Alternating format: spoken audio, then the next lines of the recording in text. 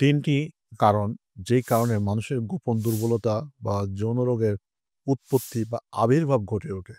সেই ৩ টা কারণের ভিতরে ১ নম্বর কারণটা হচ্ছে ডায়াবেটিস। আমরা যারা একটু বয়স্ক, বর্তমানে তো ইয়ং এজের পেশেন্টেও আমরা ডায়াবেটিস দেখতে পাচ্ছি যে তাদের ডায়াবেটিকস হচ্ছে, ডায়াবেটিস চিকিৎসাও করছে না, কোনো ডায়েট মেইনটেইন করছে না।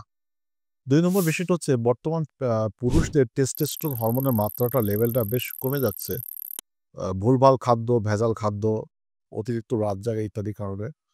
আরেকটা কারণ তো উল্লেখযোগ্য হচ্ছে প্রোল্যাক্টিন নামক যে হরমোন, প্রোল্যাক্টিন এমন একটা হরমোন যেটা মহিলাদের শরীরে বেশি থাকে। পুরুষদের শরীরে থাকে একটা নির্দিষ্ট মাত্রায় অল্প পরিমাণে সীমিত। আর নারীদের শরীরে আ ইস্ট্রোজেন হরমোন, মহিলা হরমোনটা কিন্তু বেশি থাকে। আর পুরুষের শরীরেও কিন্তু ইস্ট্রোজেন হরমোনটা সামান্য থাকবে, অল্প পরিমাণে। এই যে হরমোনটা যদি অতিরিক্ত বেড়ে যায়, মানে এক কথায় মহিলাদের শরীরে যে হরমোনটা বেশি আর পুরুষের শরীরে যেটা কম থাকে নরমালি, এইটা যদি হঠাৎ করে বেড়ে যায়, তাহলে মূলত একটা গরমিল দেখা দেয়। একটু মেইলি ভাব, যৌনশক্তি কমে যাচ্ছে, আগ্রহ কমে যাচ্ছে, সেক্সুয়াল মিলন ভালো লাগে না, শুনলে গা জ্বালা-পোড়া করে ওঠে। যেটা একসময় আপনার ভালো লাগতো, বাট এখন আর ভালো লাগে না।